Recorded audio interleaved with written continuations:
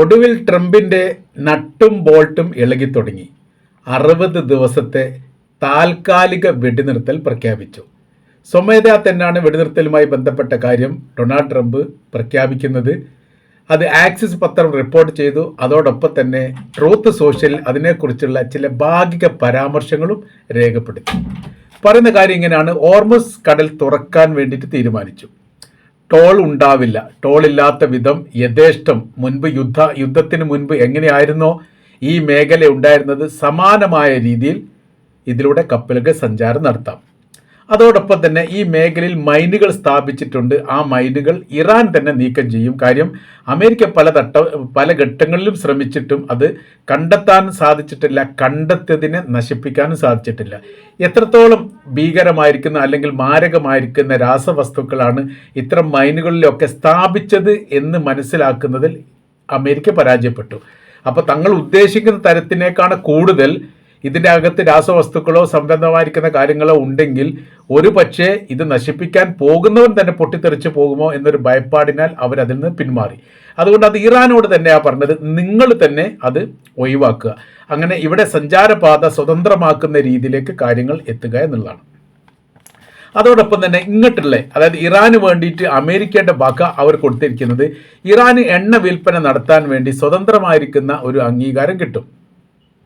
ഇറാന്റെ തുറമുഖവുമായിട്ട് ബന്ധപ്പെട്ട എല്ലാ ഉപരോധങ്ങളും നീക്കം ചെയ്യും. ഇതാണ് പ്ലസ് പോയിന്റ് ആയിട്ട് ഇറാൻ ലഭിക്കുന്നത്. അപ്പോൾ എണ്ണ വിൽപ്പനയുമായി ബന്ധപ്പെട്ട വിഷയം എന്ന് പറയുന്നത് അതാണ് സങ്കീർണമായിരിക്കുന്ന ഇറാനെ സംബന്ധിച്ചിടത്തോളം വിഷയമുള്ളത്.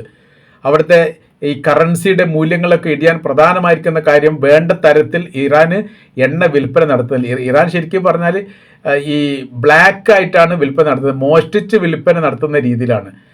അവർക്ക് പോകാൻ പറ്റുന്ന എല്ലാ ഇടങ്ങളും അമേരിക്ക ബ്ലോക്കാക്കി വെക്കും, അവിടെ ഉപരോധം ഉണ്ടാക്കും.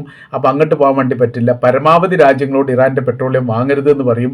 വാങ്ങിക്കഴിഞ്ഞാൽ അവർക്കെതിരെ വേറെ ഉപരോധം നടപ്പിലാക്കും. അങ്ങനെ ഉപരോധം വന്നു കഴിഞ്ഞാൽ അവരുടെ ഉൽപ്പന്നങ്ങൾ അമേരിക്കയിലേക്ക് ഇറക്കുമതി ചെയ്യാൻ പറ്റില്ല, അമേരിക്കയുടെ ഉൽപ്പന്നങ്ങൾ അങ്ങോട്ട് ഇറക്കുമതി ചെയ്യാൻ പറ്റില്ല. അങ്ങനത്തെ കുറേ പ്രതിസന്ധി രാഷ്ട്രങ്ങളും തമ്മിൽ ഉപരോധവുമായിട്ട് ബന്ധപ്പെട്ട കാര്യത്തിൽ ഉണ്ടാകും എന്നതിനാൽ പല രാജ്യങ്ങളും അമേരിക്ക പേടിച്ചിട്ട് അത് ചെയ്യാറില്ല. അപ്പോൾ ഇപ്പോൾ ഒരു സ്വതന്ത്ര വിപണിയായിട്ട് ഇറാൻ മാറാനുള്ള ഒരു വലിയ ഒരു കാരണമായിട്ടാണ് ഹോർമുസ് കടലിനെ കാണുന്നത്. അതോടൊപ്പം തന്നെ ഇറാൻ അങ്ങോട്ട് വെച്ച നിർദ്ദേശത്തിൽ പ്രധാനമായി ലെബനും ഇസ്രായേലും തമ്മിലുള്ള ആക്രമണം പൂർണ്ണമായിട്ട് അവസാനിപ്പിക്കണം. ഇത് ഇസ്രായേൽ അംഗീകരിച്ചിട്ടുണ്ട്. അത് ട്രംപ് പറഞ്ഞ കാര്യമാണ്. ഇസ്രായേൽ ഏറെക്കുറെ അത് അംഗീകരിച്ചിട്ടുണ്ട്. ആ രീതിയിലൂടെ അത് നീങ്ങുകയും ചെയ്യും. ആണവ സാമ്പത്തിക ചർച്ച 2 മാസത്തിനിടയിൽ നടത്തും. അത് ഇറാൻ്റെ കൈവശത്തിലുള്ള സമ്പുഷ്ട യുറേനിയം അത് കൈമാറുന്നതുമായി ബന്ധപ്പെട്ട കാര്യത്തിന് ചർച്ച ചെയ്യാൻ താല്പര്യമില്ല, അല്ല ചർച്ച തന്നെ അതിൻ്റെ ആവശ്യമില്ല എന്നായിരുന്നു ഇറാൻ പറഞ്ഞത്. എന്നാൽ ചർച്ചയാവാം എന്ന് പറഞ്ഞിട്ടുണ്ട് ഈ ഘട്ടത്തിൽ. അതൊരു വലിയ വിജയമായിട്ട് മുന്നേറ്റമായിട്ട് തന്നെയാണ് അമേരിക്ക കാണുന്നത്. ഇത് ഈ പറയപ്പെട്ട ഈ കാലാവധി 60 ദിവസം, അതായത് 2 മാസമാണ്. ഈ 2 മാസത്തിൻ്റെ ഇടയിൽ ഈ വിഷയമായിട്ട് ബന്ധപ്പെട്ട കാര്യത്തെക്കുറിച്ച് ചർച്ച നടത്തും. ഈ കാലാവധിൻ്റെ ഇടയിലാണ് ചർച്ച നടത്തപ്പെടുക എന്ന് പ്രത്യേകമായിട്ട് പറയുന്നുണ്ട്. പിന്നെ ഇറാൻ്റെ ആസ്തി തടഞ്ഞതുമായി ബന്ധപ്പെട്ട കാര്യവും ചർച്ച നടത്തും. ദശകോടികളുടെ ഇറാൻ്റെ സാമ്പത്തിക ആസ്തി പല രാജ്യങ്ങളും ഖത്തറിലടക്കം പിടിച്ചെടുത്ത രീതിയിൽ നിൽക്കുകയാണ്. അതായത് അമേരിക്കയുടെ ഉത്തരവ് പ്രകാരമാണ് ആ പണം, ഇറാൻ്റേതായിരിക്കുന്ന പണം അവരുടെ ദേശത്തേക്ക് എത്താത്തത്. ആ വിഷയമായിട്ട് ബന്ധപ്പെട്ട കാര്യം ചർച്ച ചെയ്യും.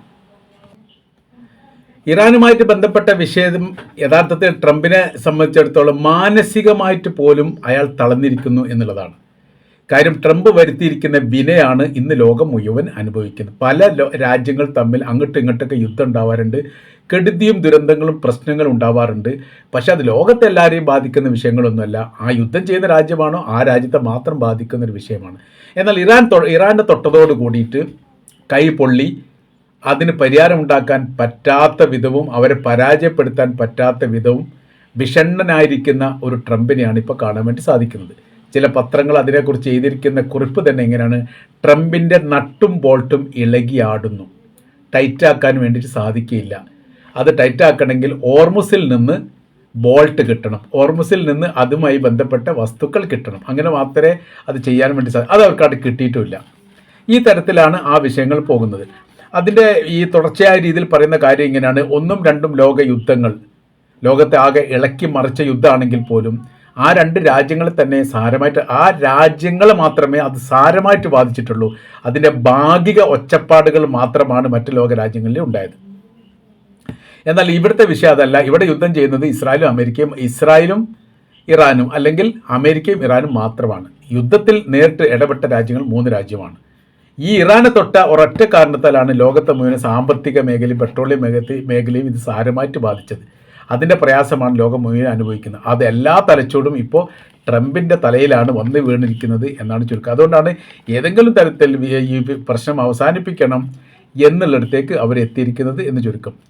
പൂർണ്ണമായി ഇറാൻ അംഗീകരിക്കുക ഇതിൻ്റെ നിലപാടിനെ കുറിച്ചുള്ള പരാമർശത്തിൽ ഇങ്ങനെ കൂടി ഒരു വാക്ക് കാണാൻ വേണ്ടി സാധിക്കുന്നുണ്ട്. ഈ കരാർ വ്യവസ്ഥയൊക്കെ പൂർണ്ണമായ രീതിയിൽ ഇറാൻ അംഗീകരിക്കുമോ എന്ന കാര്യം പ്രയാസമാണ് എന്ന തരത്തിലാണ്. ഓർമ്മ സ്വതന്ത്രപാതയാക്കുക എന്നുള്ള പ്രധാനമായിരിക്കുന്ന കാര്യം അതിൽ പറയുന്നുണ്ട്. ചുങ്കം വാങ്ങാൻ പാടില്ല എന്ന് പറയുന്നുണ്ട്. അവിടുന്ന് മൈനുകൾ നീക്കം ചെയ്യണമെന്ന് പറയുന്നുണ്ട്. ഇതൊക്കെ പറയുന്നത് ട്രംപാണ്. പരസ്പര ധാരണയോടുകൂടി അങ്ങോട്ടും ഇങ്ങോട്ടും ഒരു മേശയ്ക്ക് ചുറ്റുഭാഗം ഇരുന്നു കൊണ്ട് തീരുമാനിച്ച് ഉറപ്പിച്ച കാര്യങ്ങളൊന്നുമല്ല, പകരം ട്രംപ് പറയുന്ന കാര്യമാണ് എന്ന് ചുരുക്കുക. അതുകൊണ്ട് തന്നെ ഇത് എത്രത്തോളം വിജയിച്ചെടുക്കാൻ പറ്റും എന്നുള്ളത് ഇറാൻ്റെയും കൂടി സമീപനത്തിനനുസരിച്ചാണ് ഉണ്ടാവുക എന്നുള്ളതാണ്. ഇറാന് മുൻപിൽ കീഴടങ്ങുന്ന ദയനീയമായിരിക്കുന്ന ഒരു അവസ്ഥയിലേക്ക് ട്രംപ് എത്തിയിട്ടുണ്ട് എന്നുള്ളത് റഷ്യയുടെയും ചൈനയുടെയും പത്രങ്ങൾ ഇപ്പം തന്നെ കളിയാക്കി തുടങ്ങിയിട്ടുണ്ടെന്ന്. വലിയ ട്രോളുകൾ കാര്യങ്ങളൊക്കെ ഇപ്പോൾ വന്നുകൊണ്ടിരിക്കുന്നുണ്ട്. ട്രംപിനെങ്ങനെ വലിച്ചയച്ച് കൊണ്ടുപോകുന്ന ചിത്രങ്ങളൊക്കെയാണ്. നമ്മൾ എല്ലാ കാര്യങ്ങളും വീഡിയോകളൊന്നും നമുക്ക് ഇടാൻ വേണ്ടി പറ്റാത്തത് കൊണ്ടാണ് അതൊന്നും ചെയ്യാത്തത്. അപ്പോൾ ഇറാൻ്റെ എണ്ണ ഉപരോധം, അതുമായി ബന്ധപ്പെട്ട് വലിയ ചർച്ച ഇപ്പോൾ ആരംഭിച്ചിട്ടുണ്ട്. ഉപരോധം നീക്കം ചെയ്യപ്പെട്ട് കഴിഞ്ഞാൽ പിന്നീട് അവിടെ വരാൻ പോകുന്ന സ്ഥിതി എന്ന് പറഞ്ഞാൽ എണ്ണ കുതിച്ചൊഴുകും എന്നുള്ളതാണ്. അത് ഈ റഷ്യയിലേക്കാണെങ്കിലും ചൈനയിലേക്കാണെങ്കിലും അനിയന്ത്രിതമായ രീതിയിൽ 24 മണിക്കൂറും ഇറാൻ്റെ എണ്ണ ഒഴുകിക്കൊണ്ടേയിരിക്കും. കാര്യം എപ്പോഴാണോ ഉപരോധം ഉണ്ടാകുന്നത്, ആ ഉപരോധം ഉണ്ടാകുന്നതിൻ്റെ മുൻപ് പരമാവധി എണ്ണ വിപണിയിൽ വിൽപ്പന നടത്തുന്ന പ്രവർത്തനം ഇറാൻ ആരംഭിക്കും. ഇപ്പം തന്നെ എണ്ണക്ക് ടൈറ്റ് തുടങ്ങിയിട്ടുണ്ട്. അപ്പോൾ ടൈറ്റ് തുടങ്ങുന്ന സമയത്ത് ഇഷ്ടംപോലെ ശേഖരിക്കപ്പെട്ട എണ്ണ ഇപ്പോൾ ഇറാൻ്റെ കൈവശത്തിലുണ്ട്. ചില റിപ്പോർട്ടിനകത്ത് പറയുന്നത് ശേഖരിക്കപ്പെട്ട അല്ലെങ്കിൽ സംഭരിക്കപ്പെട്ട എണ്ണ പലതും കടലിലേക്ക് തന്നെ ഒഴുക്കി വിടുകയാണ്. എണ്ണക്കിണറിൽ നിന്ന് എണ്ണ എടുത്തുകൊണ്ടിരിക്കുക എന്ന് പറഞ്ഞാൽ 24 മണിക്കൂർ ആ സർവീസ് ചെയ്യണം. അത് എടുക്കാതിരുന്നാൽ പിന്നെ ആ എണ്ണ രണ്ടാം ഘട്ടത്തിലേക്ക് മൈനിങ് ചെയ്തെടുക്കാൻ പ്രയാസമാണ്. അതുകൊണ്ട് പ്രവൃത്തികൾ എണ്ണായിട്ടല്ലല്ലോ നമ്മൾ ഇവ കിട്ടുക, അതിനുള്ള കനികളായിട്ടാണ് കിട്ടുക. ആ കനികൾ ഇങ്ങനെ ചെളി പോലെയുള്ളതാണ്. അതിങ്ങനെ എടുത്തുകൊണ്ടേയിരിക്കണം, എടുക്കുന്നതിനനുസരിച്ച് അത് ഉണ്ടായിക്കൊണ്ടേയിരിക്കും. അങ്ങനെയാണ് ആ പ്രവൃത്തി. എടുത്ത സാധനം എന്ത് ചെയ്യണം? വിപണിയിൽ വിൽപ്പന നടത്തണം, അല്ലെങ്കിൽ നമ്മൾ ശേഖരിച്ചു കൊണ്ട് സൂക്ഷിച്ചു വെക്കണം. സൂക്ഷിക്കപ്പെടുന്ന സംഭരണികളൊക്കെ യഥാർത്ഥത്തിൽ വല്ലാതൊന്നും ഒരു രാജ്യത്തുണ്ടാവില്ല. ഉണ്ടായത് അത്രയും അത് കൃത്യമാക്കുകയും ചെയ്യും, അത് ഫുള്ളാവുകയും ചെയ്യും. ഇറാനെ സംബന്ധിച്ചിടത്തോളം അവർ ശേഖരിക്കപ്പെട്ട എല്ലാ സംഭരണയും ഫുള്ളായിട്ടുള്ളത് മാത്രമല്ല, മുൻപ് അവർ ഉപേക്ഷിക്കപ്പെട്ട കപ്പലിൽ പോലും ഇപ്പോൾ ശേഖരണങ്ങൾ നടത്തപ്പെടുന്നുണ്ട് എന്നുള്ളതാണ്. അപ്പോൾ ഈ 2 മാസത്തിനിടയിൽ പരമാവധി സാമ്പത്തികപരമായിരിക്കുന്ന അഭിവൃദ്ധി ഉണ്ടാക്കാനുള്ള എല്ലാ ശ്രമവും ഇറാൻ ആരംഭിക്കും.